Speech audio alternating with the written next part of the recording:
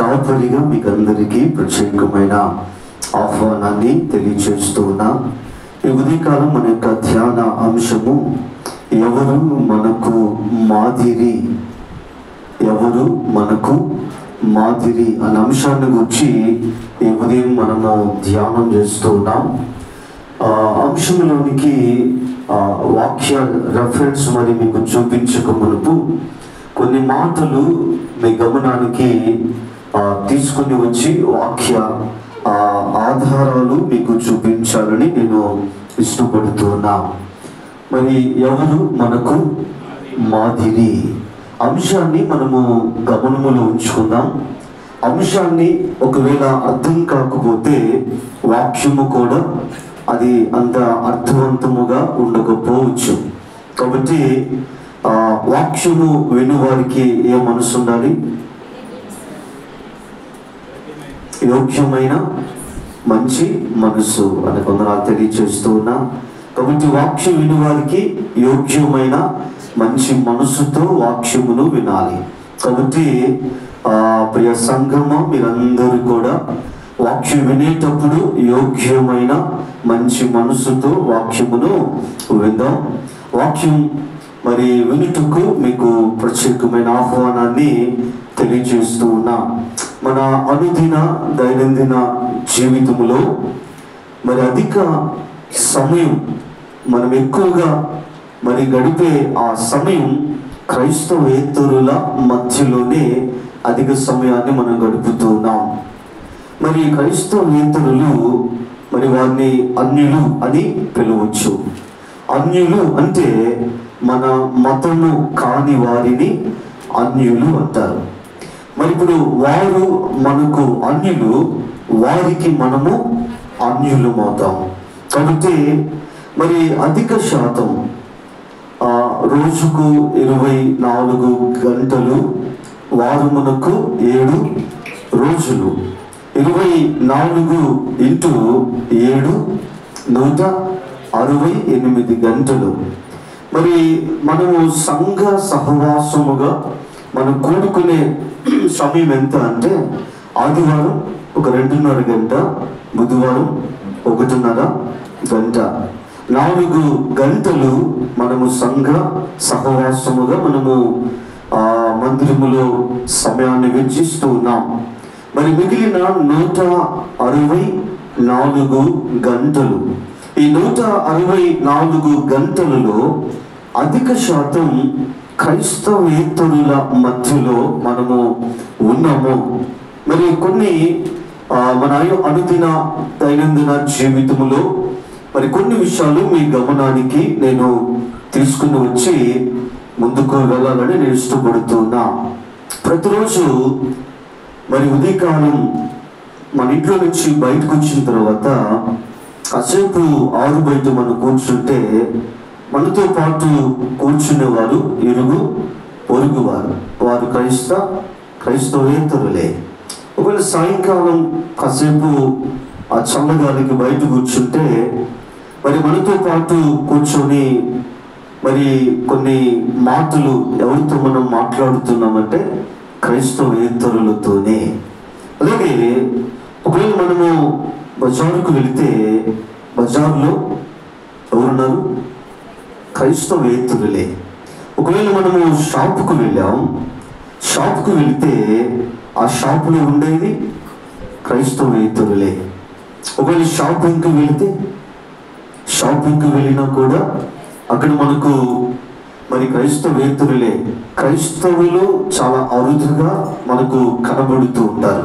గమనించండి జాగ్రత్తగా, కొన్ని సత్యాలు ఈరోజు మనం వినడానికి ప్రయత్నం చేద్దాం. మరి మనం ఉద్యోగం చేసే ఆఫీస్లో మనతో ఉన్న మరి సహా ఉద్యోగస్తులు, కొలీగ్స్ దాదాపుగా క్రైస్తవేతరులే. ఎందుకంటే అన్యులు అనే పదం నేను వాడాలనుకోవట్లేదు, కాబట్టి క్రైస్తవేతరులు అని నేను వాడుతున్నా. కాబట్టి గమనించండి. అలాగే మనం పనిచేసే చోట మరి మనతో పాటు కలిసి పనిచేసే జత పని వారు కూడా దాదాపుగా క్రైస్తవేతరులే. మనం వ్యాపారం చేస్తూ ఉన్నప్పుడు మన పక్కనున్నటువంటి వ్యాపారవేత్తలు లేకపోతే షాప్స్ వారు కూడా దాదాపుగా క్రైస్తవేతరులే. అంటే ఒకవేళ స్కూల్కి వెళితే స్కూల్లో మరి మనతో క్లాస్ రూమ్లో ఉన్నటువంటి ఆ స్టూడెంట్స్ లేకపోతే ఫ్రెండ్స్ అంతా కూడా దాదాపుగా క్రైస్తవేతరులే. కాలేజీకి వెళితే కాలేజీలో కూడా ఎక్కువ మంది క్రైస్తవేతరులే. అలాగే ఒకవేళ పెళ్ళిళ్ళకి వెళ్ళాం, ఫంక్షన్స్కి వెళ్ళాం, లేకపోతే ఒక బస్సులో ప్రయాణం చేస్తూ ఉన్నాం అంటే ఎక్కడికి వెళ్ళినా కూడా ఎక్కువ శాతం ఎవరున్నారంటే క్రైస్తవేతరులే ఉన్నారు. కాబట్టి అంటే ఎక్కువగా మనము ఎక్కువ సమయం ఎవరి మధ్యలో మనము ఆ సమయాన్ని గడుపుతున్నామంటే క్రైస్తవుల మధ్యలో కంటే క్రైస్తవేతరుల మధ్యలోనే ఎక్కువగా సమయాన్ని మనము గడుపుతూ ఉన్నాం. అలాగే అలా మనము ఎక్కువ సమయం వాడుతూ ఉన్నప్పుడు వారు మాట్లాడే మాటలు మనం వింటూ ఉన్నాం, వారు చూసే విధానాన్ని మనం చూస్తూ ఉన్నాం, అలాగే వారు ప్రవర్తనను మనము గమనిస్తూ ఉన్నాం, వారి యొక్క క్రియలు, వారు చేసే ఆ పనులను మనము చూస్తూ ఉన్నాం. అలాగే వారు మనుషులను, ఎదుటి వారిని వారు ఎలా గౌరవిస్తూ ఉన్నారు, వారు గౌరవించే విధానం, వారి వ్యక్తిగత జీవితాన్ని గమనిస్తూ ఉన్నాం, వారి కుటుంబ జీవితాన్ని గమనిస్తూ ఉన్నాం, వారు పిల్లలను ఎలా వారిని పెంచుతున్నారు, పిల్లలు తల్లిదండ్రులతో వారు ఎలా వారు ఉంటూ ఉన్నారు, ఈ కుటుంబ నేపథ్యాలు ఇవన్నీ కూడా మనము చూస్తూ ఉన్నాం. వారి కట్టుబాట్లు మనం చూస్తున్నాం, వారి సాంప్రదాయాలు మనము చూస్తూ ఉన్నాం, వారి యొక్క మూఢ మరి విశ్వాసాలను మనము చూస్తూ ఉన్నాం, వారి ఆచార వ్యవహారాలు, వారి సాంప్రదాయాలు ఇవన్నీ కూడా మనము చూస్తూ ఉన్నాం. ఇవన్నీ చూస్తూ ఉన్నాం, ఇవన్నీ మనము వింటూ ఉన్నాం. మరి ఇప్పుడు సమస్య ఏంటి అంటే మరి ఎక్కువ శాతం వారి మధ్యలో సమయాన్ని గడపటం, వారితో మాట్లాడటం, వారిని మనం చూడటం, వారిని మనం గమనించటం, మరి ఆటోమేటిక్గా వారిలో ఉన్న పోలికలు క్రైస్తవులలో కనబడుతూ ఉన్నాయి. క్రైస్తవేతరులో ఉన్న పోలికలు క్రైస్తవులలో కనబడుతూ ఉన్నాయి. మరి అందుకే ఈరోజు మరి ఎవరు మనకు మాదిరి అనే అంశాన్ని ఈరోజు మీ గమనానికి తీసుకుని రావడానికి దేవుడు మరి ఒక చక్కటి ఆలోచన, ఈ అంశాన్ని దేవుడు ఇచ్చాడు.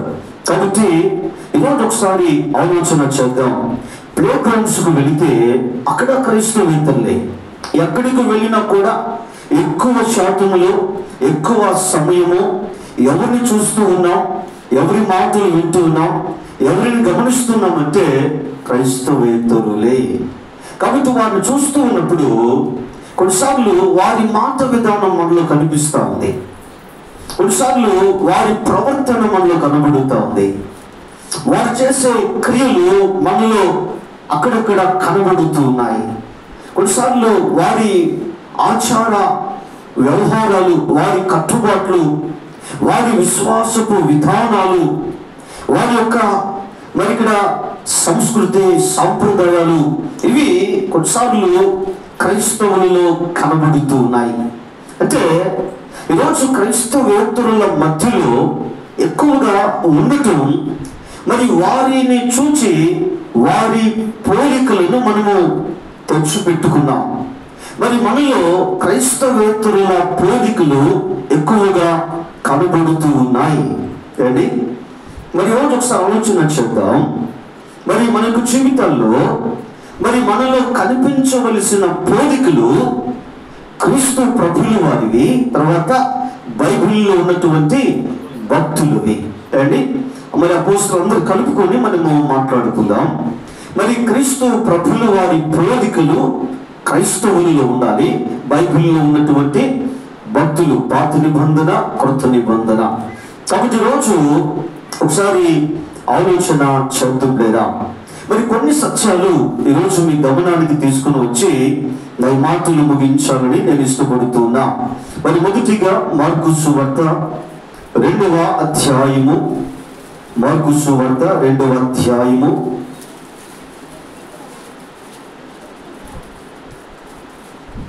15వ వచనాన్ని చదువుదాం. అతని ఇంట ఆయన భోజనమునకు కూర్చుండి ఉండగా సుంకరులను పాపులను అనేకులు యేసుతోనూ ఆయన శిష్యులతోనూ కూర్చుండి ఉండిరి. కాబట్టి యేసుక్రీస్తు ప్రభులు వారు ఆయన భోజన ఆ బల్ల దగ్గర కూర్చొని ఉన్నప్పుడు ఆయనతో పాటు ఆయన శిష్యులు ఉన్నారు. మరి శిష్యులు మాత్రమే కాదు, కానీ ఇంకా ఎవరున్నారంట? సుంకరులు, పాపులు.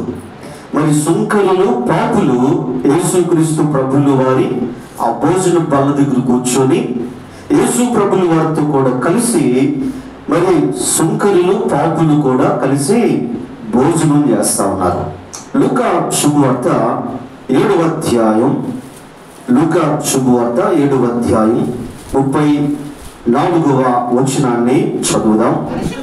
మనుష్య కుమారుడు తినుచు త్రాగుచును వచ్చెను గనుక మీరు ఇదిగో వీడు తిండు పోతును మద్యపానియు సుంకరులకును పాపులకును స్నేహితుడును అనుచున్నారు.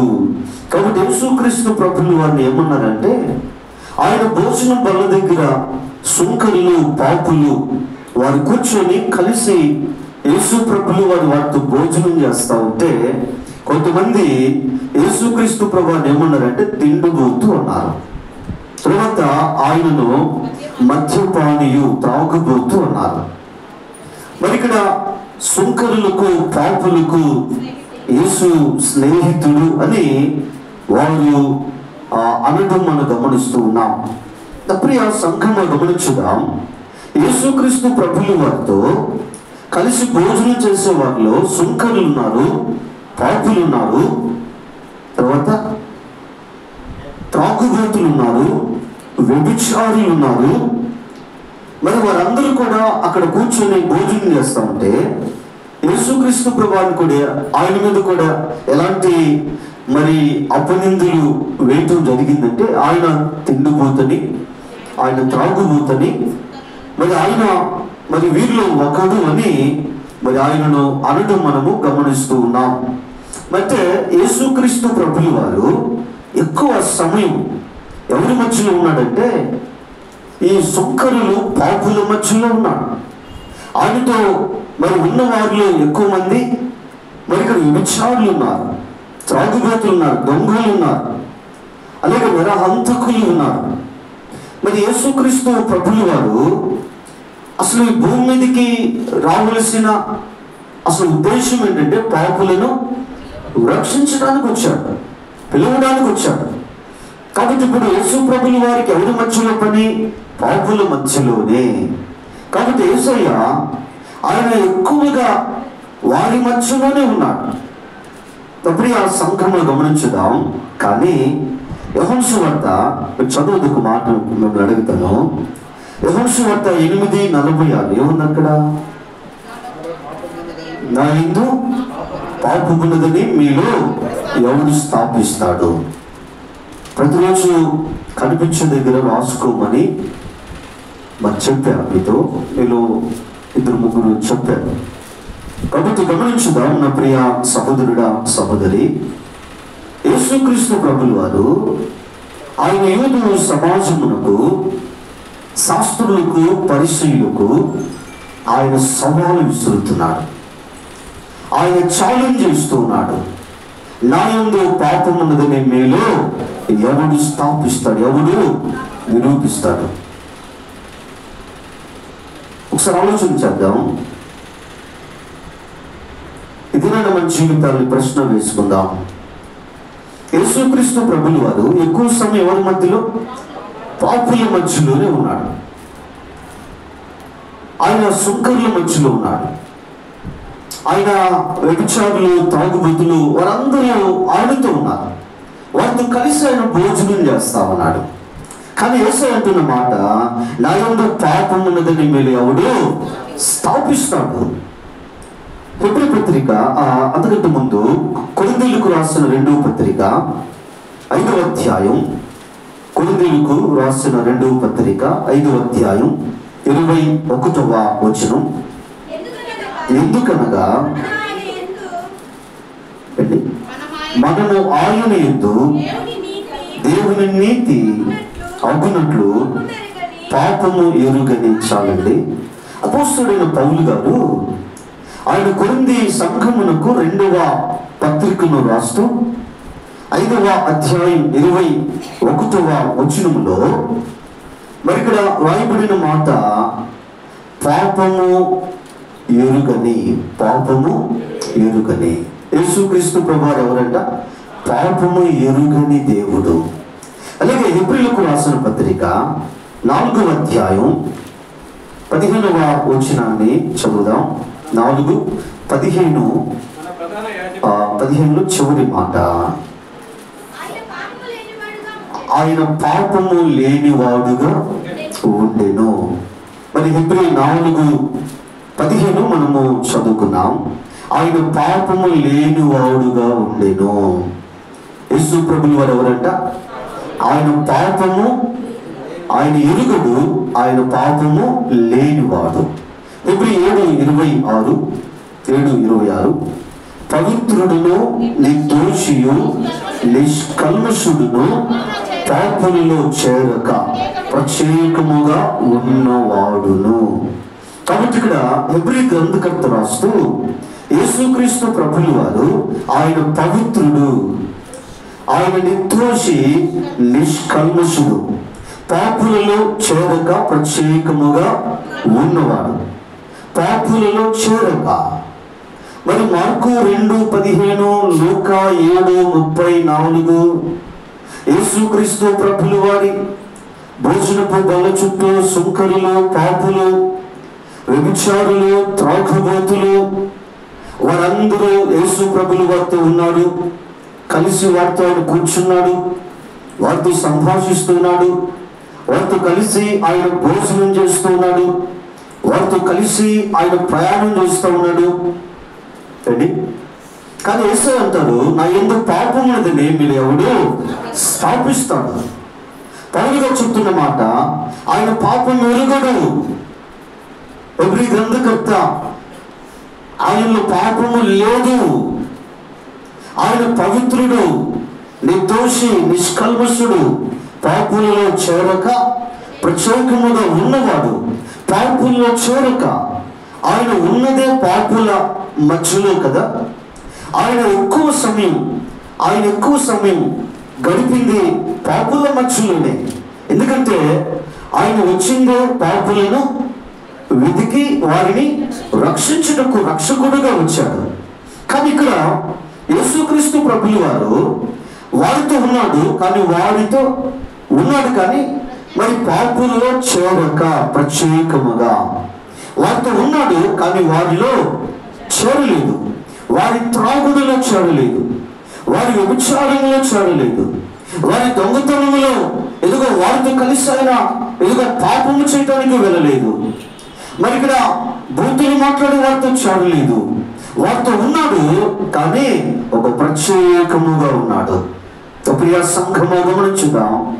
యేసుక్రీస్తు ప్రభువు వారు ఆయన ప్రత్యేకతను ఆయన చాటి చెప్పాడు. ఆయన ప్రత్యేకత కలిగిన వాడు. వారి మధ్యలో ఉన్నప్పటికీ, వారితో కలిసి కూర్చున్నప్పటికీ, వారితో మాట్లాడుతున్నా, వారితో ప్రయాణం చేస్తున్నా, వారితో ఎక్కువ సమయాన్ని వెచ్చించినప్పటికీ యేసుక్రీస్తు ప్రభువు వారు ఆయన పరిశుద్ధుడుగా ఉన్నాడు, ఆయన పవిత్రుడుగా ఉన్నాడు, ఆయన నిర్దోషిగా, ఆయన నిష్కల్మషుడుగానే ఉన్నాడు. ఆయన పాపులలో ఉన్న వారితో వారి పాపములో ఏకీభవించక, వారి పాపములో చేరక ఆయన ప్రత్యేకముగా ఉన్నవాడు అని సమయంలో మీ గమనానికి తీసుకొని వస్తూ ఉన్నా. మరి ఈరోజు మనం ఎక్కువ సమయం క్రైస్తవేతరుల మధ్యలో ఉన్నాం. మరి మన ప్రత్యేకత ఏది? మరి వారి పోలికలు మనం తెచ్చుకుంటున్నాం. మరి మన ప్రత్యేకత ఏది? పరిశుద్ధుడైన దేవుని ఆరాధిస్తున్న నువ్వు, పరిశుద్ధుడైన దేవుణ్ణి వెంబడిస్తున్న నువ్వు, మరి నీ ప్రత్యేకత ఎక్కడ? తలెత్తండి పైకి. వినండి జాగ్రత్తగా. ప్రియ సంఘం ఈరోజు ఒకసారి జాగ్రత్తగా గమనించుదాం. మరి ఇక్కడ యేసుక్రీస్తు ప్రభువు వారు మరి ఇక్కడ ఆయన పాపమును, ఆయన సిలువను, ఆయన మరణమును ఆయన జయించాడు. పాపాన్ని, సిలువను, మరణాన్ని యేసు ప్రభువు వారు జయించాడు. మరి రోజు మనము జయించిన వారు ఉన్నామా? ఆలోచన చేద్దాం ఒకసారి. రెండవ అంశంలోకి వెళ్దాం. కొరింథీయులకు రాసిన మొదటి పత్రిక 11వ అధ్యాయము. కొరింథీయులకు రాసిన మొదటి పత్రిక 11వ అధ్యాయము మొదటి వచనాన్ని చదువుదాం. నేను క్రీస్తును పోలి నడుచుకొనుచున్న ప్రకారము మీరును నన్ను పోలి నడుచుకొనుడి. అపోస్తలుడైన పౌలు గారు ఆయన కొరింథీ సంఘానికి చెప్తూ, నేను క్రీస్తును పోలి నడుచుకొనుచున్న ప్రకారము మీరును నన్ను పోలి నడుచుకొనుడి. మరి ఇక్కడ తిమోతికి రాసిన మొదటి పత్రిక మొదటి అధ్యాయము, తిమోతికి రాసిన మొదటి పత్రిక మొదటి అధ్యాయము 12వ వచనం, పూర్వము దూషకుడును హింసకుడును హానికరుడనైన నన్ను.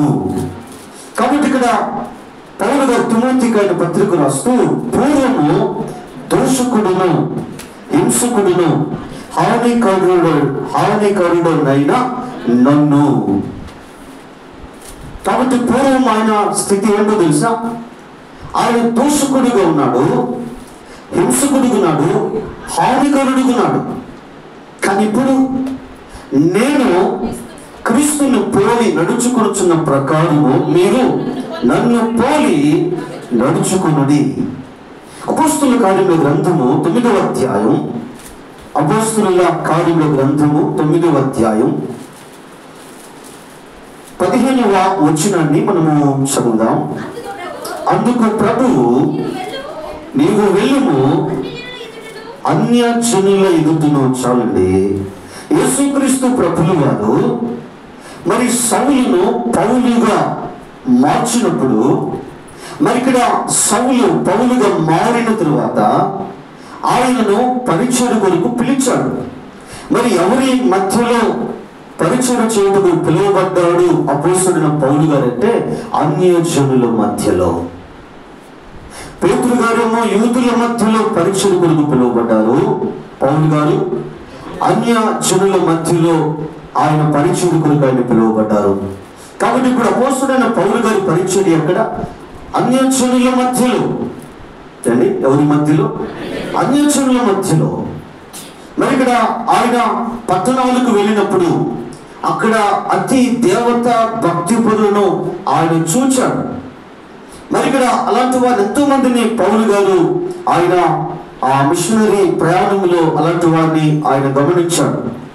కానీ దేవుని వాక్యాన్ని మనం గమనిస్తే అపోస్తలుల కార్యాలు 9వ అధ్యాయం 26వ వచనాన్ని మనం గమనిస్తే, అతడు యెరూషలేములోనికి వచ్చి శిష్యులతో కలుసుకొనుటకు యత్నము చేసెను. గాని అతడు శిష్యుడని నమ్మక అందరిలో అతనికి భయపడింది. అయితే బర్నబా అతనిని దగ్గరకు తీసి అపోస్తలుల యొద్దకు తోడుకుని వచ్చి అతని త్రోవలో ప్రభువును చూచిననియు, ప్రభు అతనితో మాట్లాడిననియు, అతడు దమస్కులో యేసు నామమును బట్టి ధైర్యముగా బోధించుననియు వారికి వివరముగా తెలియపరిచెను. కాబట్టి ఇక్కడ అపోస్తలుడైన పౌలు గారు ఆయన పౌలుగా మారిన తర్వాత ఆయన దర్శనం ఏంటో తెలుసా? అన్యజనుల మధ్యలో సువార్త ప్రకటించాలి. మరి ఇక్కడ దేవుడు ఆయన పిలిచాడు, ఆయన ఎన్నుకున్నాడు. మరి ఇప్పుడు పౌలు గారు ఆయన యెరూషలేముకు వెళ్ళి శిష్యులతో కలుసుకోవటానికి ప్రయత్నం చేశారు. మరి ఇప్పుడు శిష్యులు పౌలు గారిని వారితో కలుపుకున్నట్టుకు వారు సమ్మతించలేదు. ఎందుకంటే పూర్వం ఎవరు? దూషకుడు, హింసకుడు, హానికరుడు. కాబట్టి యెరూషలేము సంఘాన్ని ఆయన హింసించాడు. మరి అనుభవాలు అపోస్తులకు ఇంకా వారి కళ్ళ ముందే కనబడుతున్నాయి. మరి ఇప్పుడు సౌలు ఆయన పౌలుగా మరి వారి దగ్గరికి వెళ్తే, మరి నేను కూడా యేసుప్రభు శిష్యుల్లో ఒక్కడినే అని వారి దగ్గరికి వెళ్తే వారు పౌలు గారిని వారితో చేర్చుకోవాల. కానీ బర్నబా దగ్గరికి తీసుకొని మరి పౌలు గారిని శిష్యుల దగ్గర తీసుకుని వెళ్ళి వారికి వివరముగా జరిగినది వారితో చెప్పి తర్వాత బర్నబా గారు మిగిలిన శిష్యులతో పౌలు గారిని వారితో జతపని వాడిగా చేయటం మనము గమనిస్తూ ఉన్నాం. ఎందుకు ఈ మాటలు గుర్తు చేస్తున్నానంటే, మరి ఇప్పుడు పౌలు గారిని దగ్గరకు తీసింది మరి మొదటిగా అననీయ ప్రార్థన చేశాడు, దృష్టి పొందుకున్నాడు. మరి ఆనాటి ఆ దమస్కులో ఉన్న అననీయ శిష్యుల చేతుల మీదుగా బాప్తిసం తీసుకున్నాడు.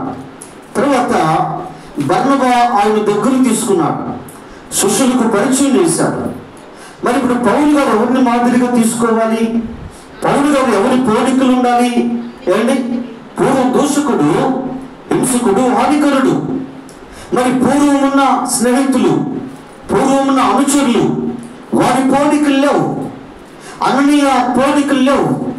బర్నబా గారి పోలికలు పౌలు గారిలో లేవు. శిష్యుల పోలికలు పౌలు గారిలో లేవు. ఎవరి పోలికలు అంట?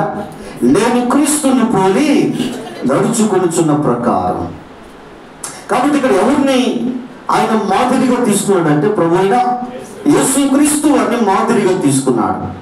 నేను క్రీస్తును పోలి నడుచుకొనుచున్న ప్రకారము మీరు నన్ను పోలి నడుచుకునుడి. ప్రియ సంఘంలో గమనించుదాం. మరి ఇక్కడ పౌలు గారి జీవితంలో ఆయన సేవా పరిచర్య అంత అనుచరుల మధ్యలోనే మరి ఎన్నో సవాళ్ళ మధ్యలో సేవ చేశాడు. ఎలాగో శిష్యులు కూడా ఆయన వారిలో కలుపుకోవటానికి భయపడ్డారు. కానీ బర్నబా దగ్గర తీసుకొని పరిచయం చేసిన తర్వాత బర్నబా గారి చెప్పిన మాటలను బట్టి నమ్మి ఆయన దగ్గర తీసుకున్నాడు. మరి ఇక్కడ పౌలు గారు మరి పూర్వపు అనుచరులు, పూర్వపు ఆ పాత జీవితపు పోలికలు అపోస్తలత్వాన్ని పొందుకున్న తర్వాత ఆయనలో కనబడటం లేదు. మరి పౌలు గారిలో ఎందుకో ఎక్కువగా అన్యజనుల మధ్యలో ఆయన సువార్త పరిచయం చేస్తున్నప్పటికీ వారి పోలికలు ఏవి కూడా లేవు. మరి పౌలు గారిలో కనబడుతున్న పోలికలు ఎవరివో తెలుసా? క్రీస్తు యొక్క పోలికలు పౌలు గారిలో ఉన్నాయి. సంఘానికి ఆయన సవాల్ చేస్తున్నాడు. నేను క్రీస్తుని పోలి నడుచుకున్నాను. మరి ఇప్పుడు నాలో ఉన్న పోలికలు క్రీస్తు ప్రభుల వారివి. కాబట్టి ఇప్పుడు మీరు నన్ను పోలి నడుచుకుని అని ధైర్యముగా తన సంఘానికి ఆయన చెప్పగలిగాడు. అందుకే తిమోతికి రాసిన 2వ పత్రిక 4వ అధ్యాయం 7-8 వచనాలు చదువుదాం. మంచి పోరాటము పోరాడి తిని, నా పరుగు కడముట్టించి తిని, విశ్వాసము కాపాడుకుంటుని. కాబట్టి అపోస్తలుడైన పౌలుగా చెప్తున్న మాట, మంచి పోరాటం పోరాడాను, నా పరుగు కడముట్టించి తిని, విశ్వాసమును కాపాడుకుంటుని. అన్నిటిలో మధ్యలో ఉన్నాడు. కానీ వారి బోధికులు పౌలు గారిలో కనబడలేదు. పౌలు గారిలో ఎన్నో ఇబ్బందులు ఉన్నాయి, సమస్యలు ఉన్నాయి, ఎన్నో వ్యతిరేకతలు ఉన్నాయి. కొన్నిసార్లు ఆయన ఆ ఊరి వారు రాళ్ళతో కొట్టి చనిపోయాడని ఆయన ఊరి బయటకు ఈడ్చి అక్కడ మరి విడిచిపెట్టిన సందర్భాలు పౌలు గారి జీవితంలో ఉన్నాయి. కానీ మరి ఇక్కడ ఆయన చెరసాల అనుభవాలు, మరి బయట ఉంటే అన్యజనుల మధ్యలో ఉన్నాడు, అరెస్ట్ చేసి జైల్లో పెడితే ఖైదీల మధ్యలో ఉన్నాడు. ఖైదీలు ఎవరు? క్రైస్తవులా? క్రైస్తవేతరులే. చెరసాలలో ఉంటే అక్కడ అన్యజనులే. కానీ వారి పోలికలు పౌలు గారిలో లేవు. మరి ఇక్కడ పౌలు గారు ఆయన క్రీస్తుని పోలి నడుచుకున్నాడు. కాబట్టి ఆయన మంచి పోరాటము పోరాడాడు. ఆయన మరి పరుగును కడముట్టించాడు. విశ్వాసమును ఆయన కాపాడుకున్నట్లుగా దేవుని వాక్యము సెలవిస్తుంది. 3వ విషయాన్ని మీకు చెప్పనివ్వండి. ఆదికాండము 6వ అధ్యాయము 5వ వచనాన్ని చదువుదాం. నరుల చెడుతనము భూమి మీద గొప్పదనియు వారి హృదయం యొక్క తలంపులలోని ఊహ అంతయు ఎల్లప్పుడూ కేవలము చెడ్డది అని యెహోవా చూచి. 9వ వచనం, నోవాహు వంశావళి ఇదే. నోవాహు నీతిపరుడును తన తరములో నిందారహితుడినై ఉండెను. నోవాహు దేవునితో కూడా నడిచినవాడు. చాలండి. నోవాహు తరమును మనం గమనిస్తే, నోవాహు జీవించినటువంటి కాలం, నోవాహుతో జీవించినటువంటి ప్రజలు, మరి ఇక్కడ వారు ఎలా ఉన్నారు, దేవుడు వారిని చూచినప్పుడు మరి ఆ ప్రజలు ఎలా ఉన్నారో మరి ఇక్కడ దేవుడు ఆదికాండం 6:5 మాట్లాడుతున్నాడు. నరుల చెడుతనము భూమి మీద గొప్పదని, వారి హృదయం యొక్క తలంపులలోని ఊహ అంతయు ఎల్లప్పుడూ కేవలము చెడ్డది అని యెహోవా చూచి. కాబట్టి దేవుడు చూచినప్పుడు ఈ భూమి మీద ఉన్నటువంటి నరులు మరి ఇక్కడ వారి చెడుతనము గొప్పదిగా ఉంది. వారి హృదయంలోని ఊహ తలంపులు అంతయు ఎల్లప్పుడూ కేవలము చెడ్డది అని దేవుని వాక్యము సెలవిస్తూ ఉంది. అంటే నోవహు ఎవరి మధ్యలో ఆయన కాపురం ఉన్నాడంటే, ఎందుకు మరి ఇక్కడ మరి చెడ్డతనము కలిగిన మనుషుల మధ్యలో ఆ చెడ్డతనము కూడా ఎలాంటిదంటే అది గొప్పది అని దేవుని వాక్యము సెలవిస్తుంది. మరి వారి హృదయములోని ఊహలు తలంపులు అంతయు ఎల్లప్పుడూ కూడా 24x7 24 గంటలు 7 రోజులు వారి తలంపులు వారి ఊహలు ఎల్లప్పుడూ కూడా కేవలము చెడ్డవి. అంటే మనుషులందరూ కూడా వారు ఎలా ఉన్నారంటే మంచితనము కలిగి లేరు.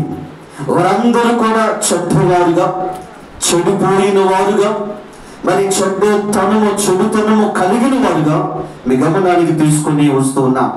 కానీ 9వ వచనంలో నోవహు నీతిమంతుడు అంటున్నాడు. నోవహు నిందారహితుడు తన తరములో. నోవహు దేవునితో నడిచిన వాడు. అదేంటి? మరి మనుషులందరూ చెడిపోయిన వారు, అందరూ చెడుతనము కలిగిన వారు, వారి చూపులు చెడిపోయినాయి, వారి నడక చెడిపోయింది, వారి ప్రవర్తన చెడిపోయింది, వారు చేసే పనులు చెడిపోయినాయి, వారి ఊహలు తలంపులు అన్నీ చెడిపోయినాయి. ఎల్లప్పుడూ కూడా ఎందుకు వాళ్ళు మంచి ఏదన్నా చూద్దామంటే మంచి మరి కనుమరుగైపోయినటువంటి పరిస్థితులు. అలాంటి జనుల మధ్యలో నోవహు నీతిమంతుడికి ఎలా బ్రతికగలిగాడు? ఆయన నిందారహితుడికి ఎలా బ్రతకగలిగాడు? ఆయన దేవునితో ఎలా నడిచాడు? లోకమంతా చెడిపోయి ఉంటే, లోకమంతా చెడు మార్గంలో నడుస్తూ ఉంటే, ఒకే ఒక వ్యక్తి ఎదుగు మరి ఇక్కడ వేరుగా, లోకానికి భిన్నంగా ఒకే ఒక్కడు మంచితనము కలిగిన మార్గములో ఎలా నడవగలుగుతున్నాడు? ప్రియ సంఘం, ఈరోజు ఆలోచన చేద్దాం. ఈరోజు దేవుని వాక్యాన్ని గమనించుదాం. అందరూ చెడిపోయినారు. అందరూ ఎదుగో మంచివారు అనడానికి వీల్లేదు. ఎందుకంటే దేవుడు చూచాడు, సాక్షాత్తు యెహోవా దేవుడు చూచాడు. ఆయన కన్నులకు మరుగు అయినది ఏది? వారు భౌతికంగా చెడిపోయారు. వారు లోపల వారి అంతరంగం, వారి ఆధ్యాత్మిక జీవితము చెడిపోయింది. కానీ నోవహు చూస్తే భౌతికంగా మంచివాడుకున్నాడు, ఆధ్యాత్మికంగా మంచివాడుగా, అంటే బయటకు చూసేదానికి లోపల హృదయం రెండు బాగున్నాయి. అప్పుడు ఆ సంఘం గమనించుదాం. మరి నోవహు నీతిమంతుడుకున్నాడు. నోవహు తన తనములో నిందారహితుడు, నింద లేనివాడుగా బ్రతికాడు. ఆయన దేవునితో నడిచాడు. మరి ఇక్కడ లోకం వెంబడి నడుస్తూ ఉంటే, లోక ఆశలు నడుస్తుంటే ఒక్కడు దేవునితో నడిచాడు. ప్రియ సంఘమా గమనించుదాం. మరి అంతమంది మరి అంతమంది లోకపు ఆశలో నడుస్తుంటే చెడిపోయిన వారుగా, మరి ఒక్కరిలో మరి అంతమంది ప్రభావం నోవాహు మీద ఎందుకు పడలేదు? నోవాహులో ఎందుకు మరి ఆ ప్రజల యొక్క, ఆ తరం యొక్క ప్రజల ఆ పోలికలు నోవాహులు ఎందుకు లేవు? ఆలోచించేద్దాం ఒకసారి ప్రియ సంగమా. మరి నోవాహు కూడా 24x7 వారి మధ్యలోనే కదా ఉన్నాడు, వారితోనే కదా కలిసి బ్రతుకుతున్నాడు, వారి మధ్యలోనే కదా ఆయన తిరుగుతూ అక్కడే కదా బ్రతుకుతున్నాడు. మరి ఎందుకు వారి పోలికలు నోవాహుకు కళ్ళు కనబడలేదంటారా? నోవాహు వారి చెడు పనులు చూడలేదంటారా? నోవాహు వారి క్రియలు తెలియదు అనుకుంటున్నారా? నోవాహు అవన్నీ చూస్తున్నాడు కదా నోవాహు. కానీ నోవాహు ఆయన నీతిమంతుడుగా ఉన్నాడు. నోవాహు నింద లేనివాడుగా ఆయన దేవునితో నడిచాడు. లోకంలో ఉన్నాడు, లోకమంతా లోక ఆశలు నడుస్తూ ఉంది. కానీ ఒక్కడు దానికి భిన్నంగా రోషము కలిగి, దమ్ము ధైర్యం కలిగి ఒక్కడు లోకానికి వ్యతిరేకంగా దేవునితో నడుస్తున్నాడు. అప్పుడే సంగమా, లోక ఆశలు ఎందుకు అంతమంది పోలికలు, ఏ ఒక్కరి పోలికలు కూడా నోవాహులో వారు చూచాడు, కానీ ఏ ఒక్కరి పోలికలు కూడా నోవాహులో లేవు. ఒక్కరి పోలికలు కూడా ఎందుకు మరి ఇక్కడ ఏదన్నా ఒక్కటన్నా ఆరా కనిపిస్తుందంటే నోవాహులు ఎక్కడ లేవు. దేవుడు చూచినప్పుడు, దేవుడు నోవాహు చూస్తే నోవాహు దేవుడితో నడుస్తా ఉన్నాడు. ప్రియ సంగమ గమనించడం. అందుకే జల ప్రళయము నుండి నోవాహు ఆయన కుటుంబం తప్పించబడింది. ఎక్కడి నుంచి అంట? జల ప్రళయము నుండి నోవాహు ఆయన కుటుంబము తప్పించబడింది. 4వ విషయం మీకు చెప్పనివ్వండి. ఆదికాండం 19వ అధ్యాయం, ఆదికాండం 19వ అధ్యాయం 1-2 వచనాలు. ఆ సాయంకాలమున ఆ ఇద్దరు దేవదూతలు సొదొమ చేరునప్పటికీ లోతు సొదొమ గవని యొద్ద కూర్చుండి ఉండెను.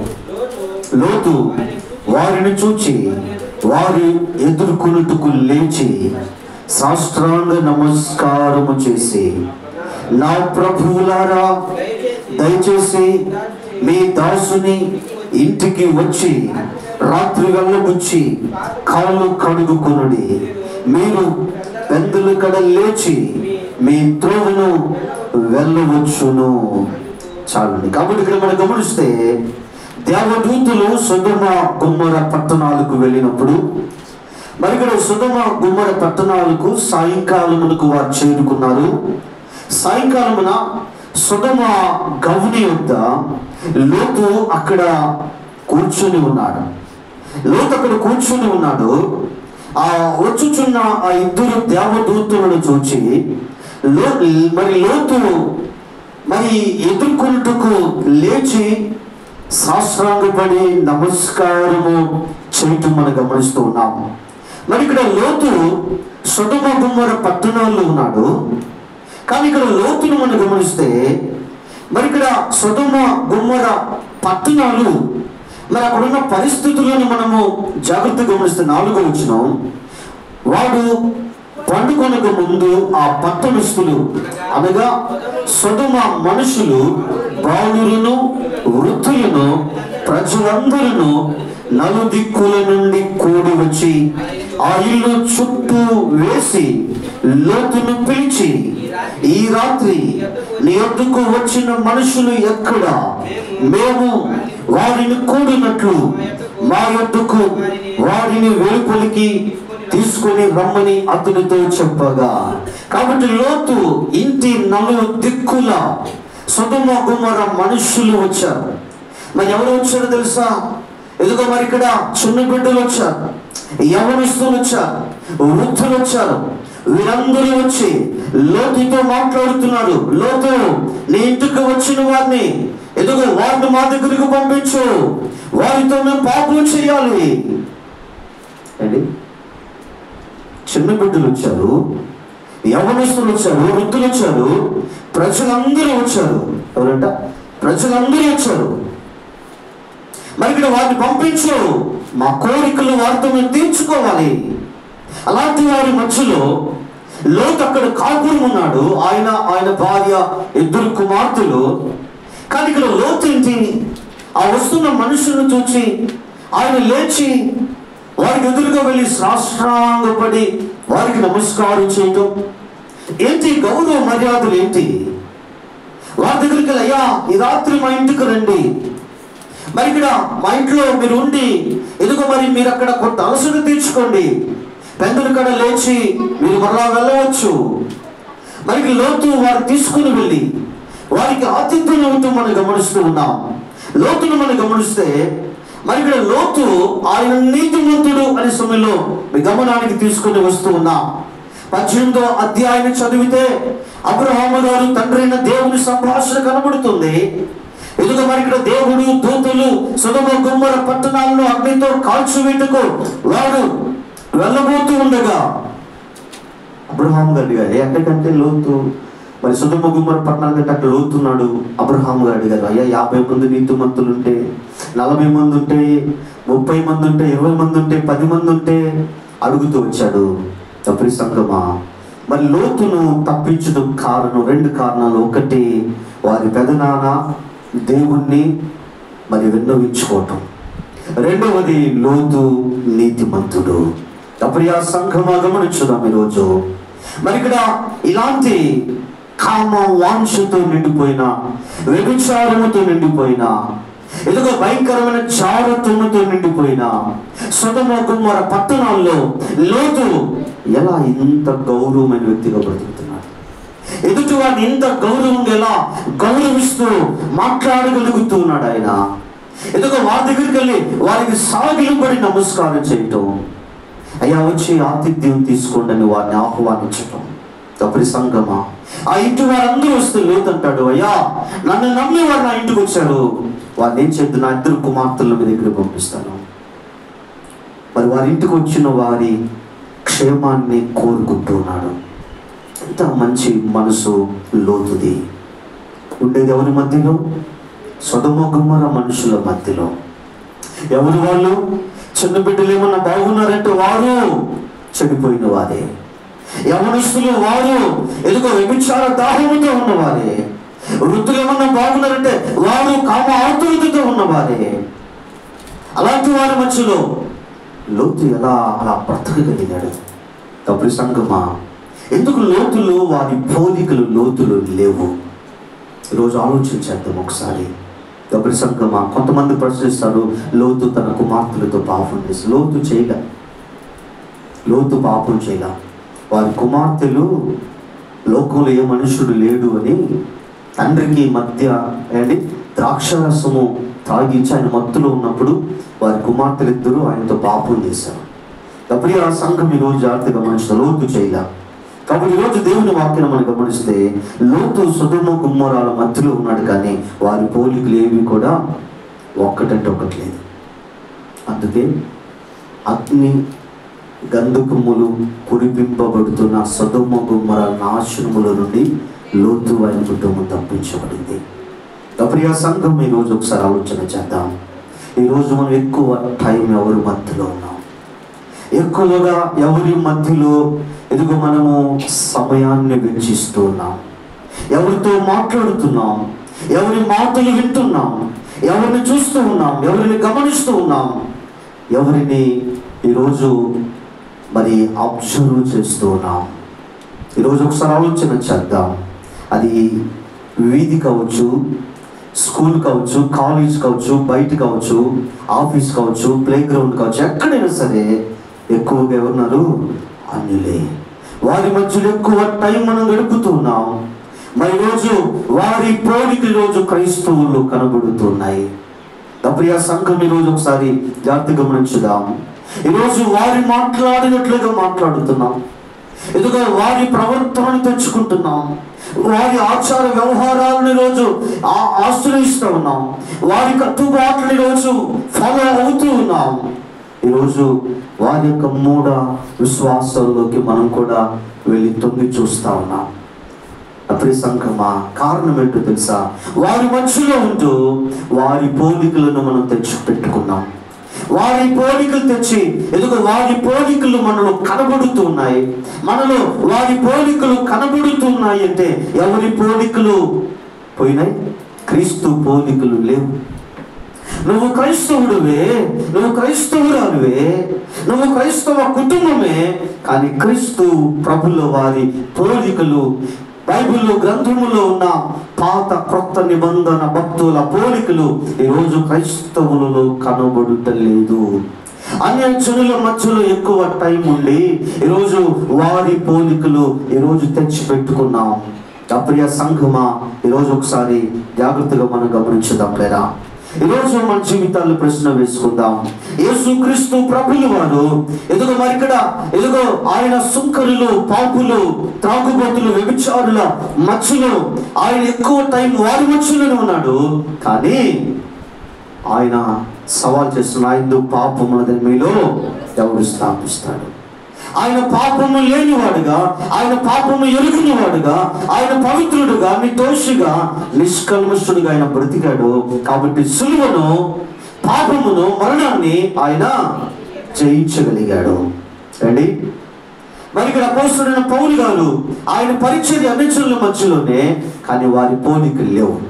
పౌలు గారు అంటున్నాడు, నేను క్రీస్తుని పోలి నడుచుకున్న ప్రకారం మీరు నన్ను పోలి నడుచుకోండి. కాబట్టి ఆయన మంచి పోరాటం పోరాడాడు. ఆయన పరుగు కడుముట్టించాడు. ఆయన విశ్వాసమును కాపాడుకోగలిగాడు. ఆయన కొరకు ఏముంచబడిందంట అండి? నీతి కిరీటము ఆయన కొరకు ఉంచబడి ఉంది. మరి నోవాహు, ఇదిగో నోవాహు తరములో ఉన్న వారందరూ చనిపోయారు. వారి ఊహ, వారి తలంపులు అన్నీ చనిపోయినాయి. వారి మధ్యలో ఆయన నీతిమంతుడుగా, నింద లేనివాడుగా, నిందారహితుడుగా ఆయన దేవునితో కూడా నడిచాడు. అందుకే నోవాహు జల ప్రళయము నుండి ఆయన తప్పించబడ్డాడు. లోతు సొదొమ గొమొర మనుషుల మధ్యలో ఆయన ఉన్నాడు. కానీ సొదొమ గొమొర మనుషుల యొక్క ఆ పాపం, ఆ వ్యభిచారం ఎందుకో మరి ఇక్కడ మరి లోతులు మనకు కనబడటలేదు. దానికి భిన్నమైన పోలికలు. ఎందుకో వారిని ఎదుర్కోవటం, వారిని గౌరవంగా మాట్లాడటం, వారికి సాగిలు పడి వారికి నమస్కారం చేయటం, వారి ఇంటికి తీసుకుని వెళ్ళి వారికి ఆతిథ్యం ఇవ్వటం, వారి క్షేమాన్ని కోరుకోవటం. అప్పుడు సంగమా, అందుకే అగ్ని గంధకములు పడుతున్న వేళ సొదొమ గొమొర నాశనములో నుంచి లోతు ఆయన కుటుంబం తప్పించబడింది. తన భార్య వేరే సంగతి అది. అప్పుడు సంగమా, ఈరోజు ఒకసారి ఆలోచన చేద్దాం. ఈరోజు ప్రశ్న ఏంటో తెలుసా? ఈరోజు నిజమే ఎక్కువ సమయం అన్యజనుల మధ్యలోనే, క్రైస్తవేతరుల మధ్యలోనే ఉన్నాం. నిజమే వారితో మాట్లాడుతున్నాం, వారిని చూస్తున్నాం, వారిని గమనిస్తూ ఉన్నాం. కానీ మనలో ఉండవలసింది వారి పోలికలు కాదు. మనలో ఉండవలసింది ఎదుగో వారి ఆచార, వారి వ్యవహారాలు కాదు, వారి ప్రవర్తన కాదు మనలో ఉండవలసింది, వారి క్రియలు కాదు మనలో ఉండవలసింది. మనలో ఉండవలసింది ఎవరి పోలికలు అంటే క్రీస్తు ప్రభుల వారి పోలికలు మనలో ఉండాలి. బైబిల్లో ఉన్న భక్తుల పోలికలు మనలో కనబడాలి. అలా కనబడగలిగితే క్రీస్తు ప్రభుల వారి పోలికలు, బైబిల్ గ్రంథములో ఉన్న భక్తుల పోలికలు కనబడగలిగితే ఆత్మీయంగా జీవిస్తాం. ఎలా జీవిస్తాం? ఆత్మీయంగా జీవిస్తాం. నరకమును తప్పించుకుంటాము, పరలోకమును చేరుతాం. అటు కృప పరిశుద్ధాత్మ దేవుడు మనందరికీ దయచేయునుగాక.